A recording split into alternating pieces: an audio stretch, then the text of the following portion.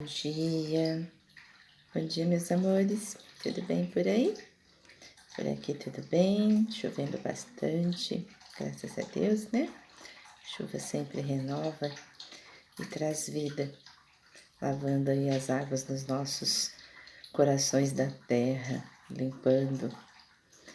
Hoje nós vamos fazer o Evangelho de Marcos capítulo 15 e nós vamos tentar fazer todo ele, porque ele é bem grande, tá bom?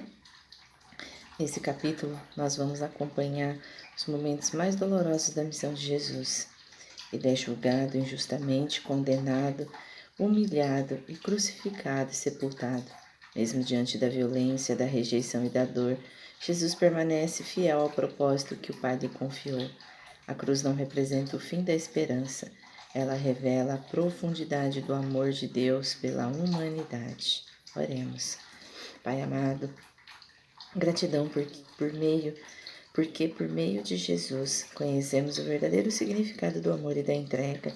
Abre o nosso coração para compreender a profundidade deste capítulo e ensina-nos a viver com gratidão diante do sacrifício de Cristo. Em nome de Jesus, amém. Amém, meus amores? Jesus diante de Pilatos. Versículo 1. Logo pela manhã, os principais sacerdotes entraram em conselho com os anciões, os escribas e todo o sinédrio, e amarrando Jesus, levaram-no e o entregaram a Pilatos. Versículo 2. Pilatos perguntou: Você é o rei dos judeus? Jesus respondeu: O Senhor está dizendo isso. Versículo 3. E os principais sacerdotes o acusavam de muitas coisas. Versículo 4. Então Pilatos tornou a perguntar: Você não vai responder nada? Veja quantas acusações fazem contra você. Versículo 5. Jesus, porém, não disse mais nada, o ponto de Pilatos muito se admirar. Jesus é condenado à morte. Versículo 6. Ora, por ocasião da festa, era costume soltar ao povo um dos presos, aquele que eles pedissem. Versículo 7. Havia um chamado Barrabás, preso com rebeldes, os quais em um tumulto haviam cometido homicídio. Versículo 8. Vindo a multidão, começou a pedir que Pilatos lhe fizesse como de costume. Versículo 9. E Pilatos lhe respondeu dizendo: Vocês querem que eu lhe solte o rei dos judeus? Versículo 10.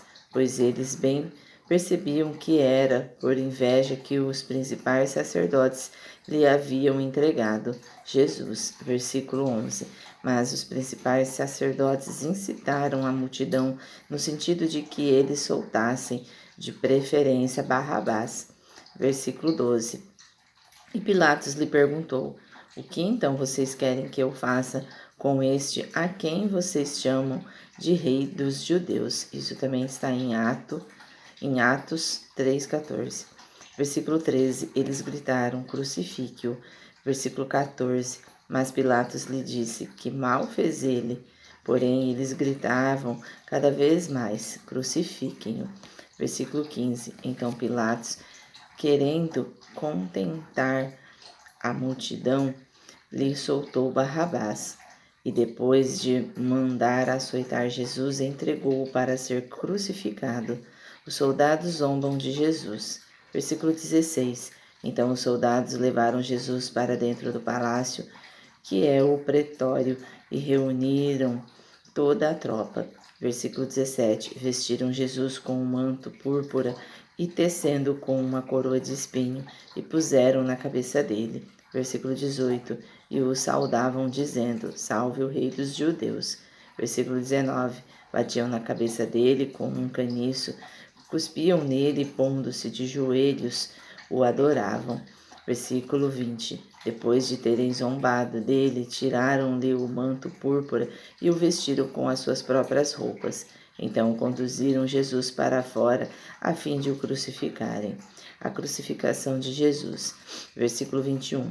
E obrigaram Simão Cireneu, que passava vindo do campo, pai de Alexandre e de Rufo, a carregar a cruz de Jesus. Isso também está em Romanos 16, 13. Versículo 22. E levaram Jesus para o Golgotá, que quer dizer lugar da caveira. Versículo 23. Quiseram dar-lhe para beber vinho misturado com mirra, mas Jesus não aceitou. Versículo 24. Então o crucificaram e repartiram entre si as roupas dele, tirando a sorte para ver o que cada um levaria. Isso também está em Salmos 22, 18.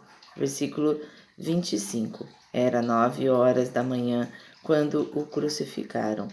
Versículo 26. E a inscrição com a acusação contra ele dizia: o Rei dos Judeus. Versículo 27. Com ele crucificaram 2 ladrões, um à sua direita e outro à sua esquerda. Versículo 28. E cumpriram-se as escrituras que diz, com malfeitores foi contado. Isso também está em Isaías 53, 12. Versículo 29. Os que iam passando blasfemavam contra ele, balançando a cabeça e dizendo: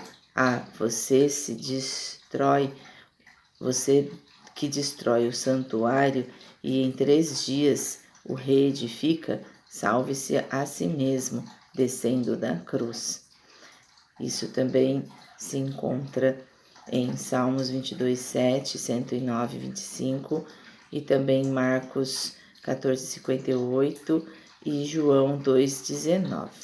Versículo 31. De igual modo, os principais sacerdotes, com os escribas zombando, diziam entre si: salvou os outros, a si mesmo não pode salvar. Versículo 32. Que o Cristo, Rei de Israel, desça agora da cruz para que vejamos e creiamos. Também os que com ele foram crucificados o insultavam. A morte de Jesus. Versículo 33. Chegando ao meio-dia, houve trevas sobre toda a terra até às 3 horas da tarde. Versículo 34. E às 3 horas Jesus clamou em voz alta: Eloi, Eloi, Eloi, lema sabachthani. Isso quer dizer: Deus meu, por que me desamparaste? Isso também está em Salmos 22, 1. Versículo 35. E alguns dos que estavam ali ouvindo isto diziam: vejam, ele chama por Elias. Versículo 36. E um deles correu para embeber uma esponja em vinagre e, colocando-o na ponta de um canino, deu-lhe de beber, dizendo: esperem, vejamos se Elias virá tirá-lo. Versículo 37. Mas Jesus, dando um forte grito, expirou. Versículo 38. E o véu do santuário se rasgou em 2 partes, de alto a baixo. Versículo 39. O centurião que estava em frente de Jesus, vendo que assim havia expirado, disse: verdadeiramente este homem era o Filho de Deus. Isso também está em Salmos 69, 21, Êxodo 26, 31 a 33. Versículo 40. Estavam também ali algumas mulheres observando de longe. Entre elas estavam Maria e Maria Madalena, Maria, mãe de Tiago, o menor, e de José, e ainda Salomé. Versículo 41. Quando Jesus estava na Galiléia, essas mulheres o acompanhavam e serviam, e além destas, havia muitas outras que tinham ido com ele para Jerusalém. Isso também está em Lucas 8, 2, 3. O sepultamento de Jesus. Versículo 42. Ao cair da tarde, por ser o dia da preparação, isto é, a véspera do sábado, José de Arimateia, ilustre membro do Sinédrio, que também esperava o reino de Deus, dirigiu-se ousadamente a Pilatos e pediu o corpo de Jesus.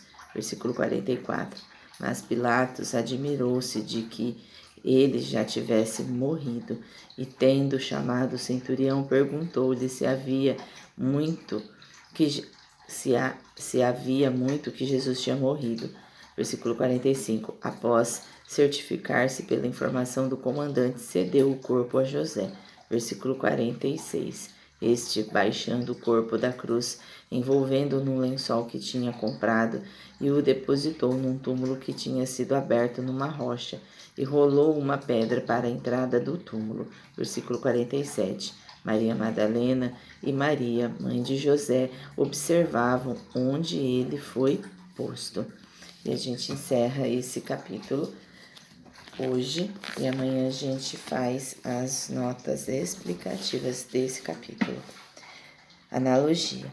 Neste capítulo, Jesus poderia ter desistido, poderia ter respondido às acusações, poderia ter demonstrado seu poder, mas escolheu permanecer. O amor foi mais do que a dor. Enquanto muitos enxergavam derrota, Deus estava preparando a maior vitória da história. A cruz parecia representar o fim, mas ela se tornaria o caminho para a esperança. O silêncio de Jesus não era fraqueza, era confiança no próprio Pai e no propósito do Pai. Talvez a maior mensagem deste capítulo seja que o amor verdadeiro permanece fiel, mesmo quando o caminho passa pelo sofrimento. Muitas vezes a gente está num sofrimento, numa dificuldade, numa situação de enfermidade, mas a gente precisa lembrar que Deus está ali com a gente, nos ajudando a carregar a nossa cruz, pois cada um tem a sua. Às vezes um é com enfermidade, outro é com finanças, outro é com familiares, outro é com ciclo próprio, outro é com a sua profissão. Cada um de nós temos uma cruz e Deus sempre está ali, auxiliando a gente a carregá-la. Só precisamos permitir que Jesus esteja nos auxiliando. Precisamos estar na confiança do Pai e seguir as orientações, porque Deus manda ferramentas diariamente para que essas ferramentas possam nos auxiliar. Reflexão do dia. Tenho confiado em Deus mesmo quando não compreendo os caminhos que estou vivendo? Consigo lembrar que muitas vezes Deus está realizando algo maior do que aquilo que consigo enxergar hoje? Será que a nossa confiança ela está mesmo quando a gente não está compreendendo os caminhos? Será que realmente, eu consigo ter essa gratidão e essa coerência de ver que Deus está realizando algo muito maior do que às vezes eu consigo enxergar no meu caminho? Desafio de Marcos. Reserve alguns minutos para agradecer a Jesus por seu amor, sua entrega e sua fidelidade. Reflita sobre uma atitude concreta de amor ou perdão que você pode viver nesta semana, como resposta àquilo que Cristo fez por nós. Amém? Que possamos ter gratidão, reflexão sobre algo que Deus faz na nossa vida. Eu tenho milhares para relatar. Como que nós podemos olhar para isso? Como nós também podemos trazer perdão para uma situação ou para algo que a gente possa ter atitude concreta de amor para com aquilo. Amém? Oremos. Senhor Deus, gratidão porque teu amor foi revelado de forma tão profunda na vida de Jesus.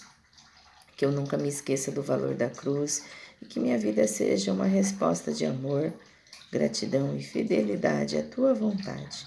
Em nome de Jesus, amém. A cruz nos ensina que o amor permanece fiel, mesmo quando o caminho passa pela dor. Amém?